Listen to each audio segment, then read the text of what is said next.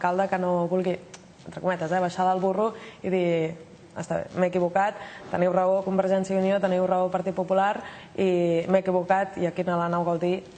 Miri, jo em comprometo a no dir-li escolti, nosaltres ja li havíem dit.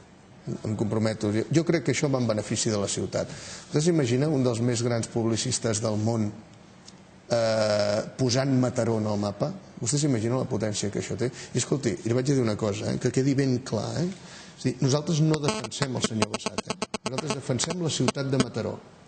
Això s'hauria d'estudiar, una proposta d'aquestes característiques, s'hauria de veure per quants anys hauria de ser aquesta cessió, perquè, esclar, la ciutat de Mataró tampoc hi pot invertir-hi bous i esquelles i perdre-ho.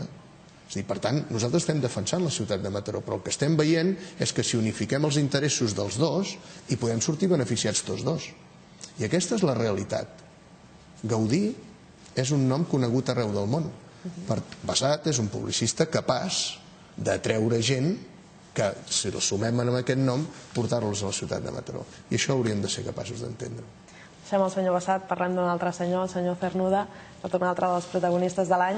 Ara ja està tot una miqueta més refredat, ja fa 3 mesos que no se'n parla, ara se'n tornarà a parlar quan arribi el mes de febrer, quan el senyor Cernuda es reincorpori com a cap de servei de Gendra. Ara que dèiem això, que està tot una miqueta més refredat, vostès creuen que la gestió del govern va estar 100% encertada? Què haurien gestionat diferent si vostès haguessin estat al govern? Miri, nosaltres en aquest cas també el primer que vam dir és que vam fer costat a l'alcalde per les mesures que hagués de prendre.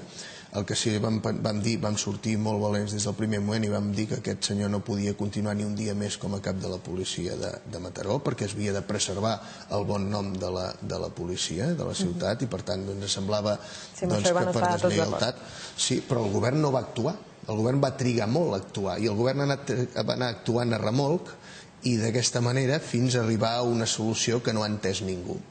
I aquestes coses que no entén ningú són les que no es poden fer. Nosaltres aquí ens basem en que hauríem actuat d'una altra manera. I quina és d'una altra manera? Una manera molt més fulminant. Al moment que t'assabentes d'una cosa d'aquestes, t'assabentes que el teu cap de la policia no t'ha informat correctament, que a més ha arrossegat amb una persona de serveis jurídics, etc., doncs tu has d'actuar d'una forma fulminant, peti qui peti. Perquè aquestes coses s'ha de practicar amb l'exemple. L'haurien portat a tribunals, vostès? I com vostè ens diu, escolta, això és el que si ens ho haguessin... Un cop nosaltres haguéssim posat sobre la taula aquesta actitud, i haguessin sigut els serveis jurídics els que ens haguessin dit fins a un, però nosaltres haguéssim posat sobre la taula aquesta actitud. No una actitud poruga de parlem-ne, aviam com ho podem fer. Esclar, al moment que demostres feblesa la cosa es pot acabar així.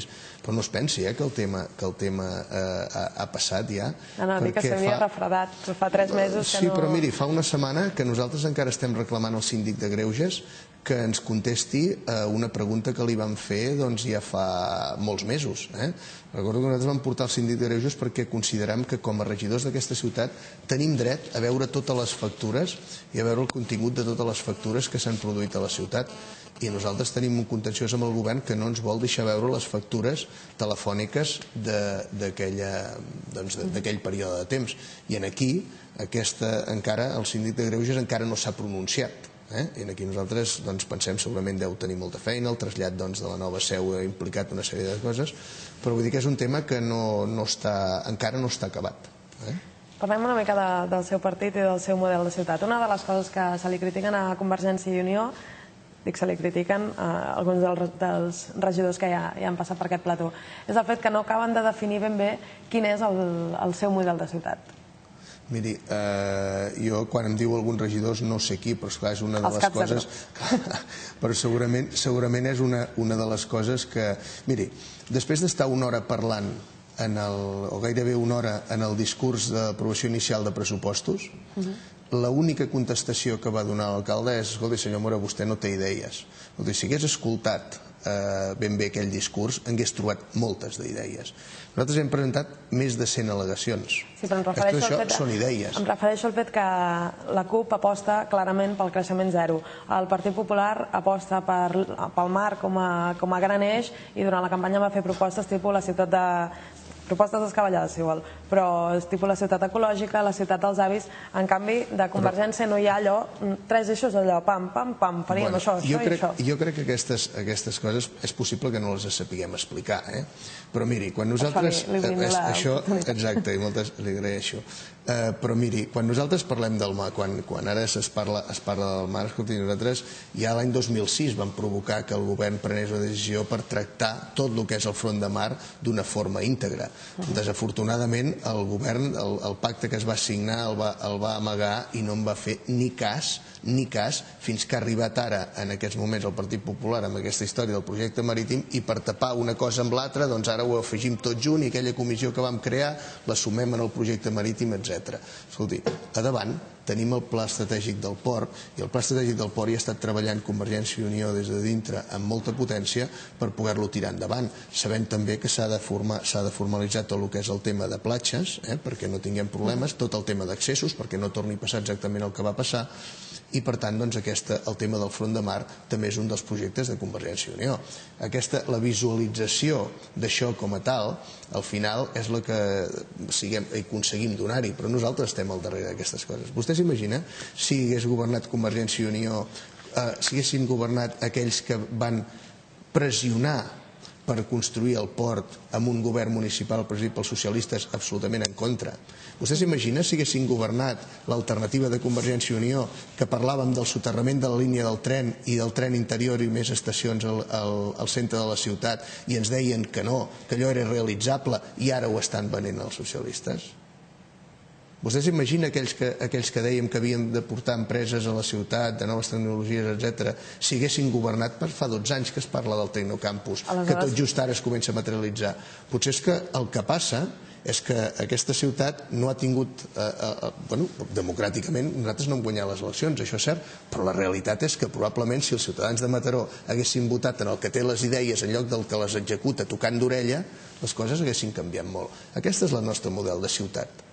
Si tens les idees i la capacitat d'execució, te'n sortiràs molt més que no pas si tens només la capacitat d'execució intentant llegir una partitura que t'ha escrit una altra. Per tant, es consideren els autors de la partitura dels eixos? Nosaltres no ens podem pas apropiar pas de cap idea. Nosaltres tenim idees, les hem posat sobre la taula i pensem que es poden millorar en base a escoltar la resta. El que jo li ben asseguro és que nosaltres no actuem de forma destructiva com s'ha actuat durant molts anys per part del govern socialista. Aquesta és la realitat de la ciutat. Quan nosaltres hem apostat, per exemple, per portar una universitat internacional a la ciutat i li hem dit al govern que hi treballi, nosaltres ens hem ofert a treballar al costat del govern. La realitat és que nosaltres, fins que això no s'ha... Fins a dia d'avui, fins que no se'ns ha comunicat que s'hi està treballant el govern sol, no se'ns ha dit a nosaltres, escolteu, ajudeu-nos a treballar aquí. I Convergència i Unió som una força política que fa molts anys que està implantada, amb molts milers de vots, som l'alternativa a treball en aquesta ciutat i li hem ofert a aquest govern una cosa molt interessant, que és la nostra capacitat de treball, lleialtat en totes aquelles coses que consensuem. Això no hauria de desaprofitar el govern. I això que li dic en públic és una cosa que diem en privat contínuament. I sap què se sent a dir? Que ningú entén per què no es reuneixen amb nosaltres i se senten a consensuar coses. No serà que és que aquest govern té por de sentar-se amb Convergència i Unió amb l'alternativa en el seu govern? Per què no podríem treballar plegats i demostrar a la ciutat que podem tirar aquesta ciutat endavant d'una altra manera? Aquesta és la realitat que li està oferint Convergència i Unió. Perquè sí, quan l'alcalde de la ciutat se'n va a oferir la ciutat amb una universitat internacional i pot anar-hi amb el cap de Convergència i Unió, amb qui algun dia és possible que ocupi el seu lloc, li donarà més força. I això li farà perdre? Li farà perdre algunes eleccions? O aquesta generositat farà que la gent que el vota pensi, escolta, aquest alcalde sap el que es fa? Per tant, aquí tots sabem el que estem jugant.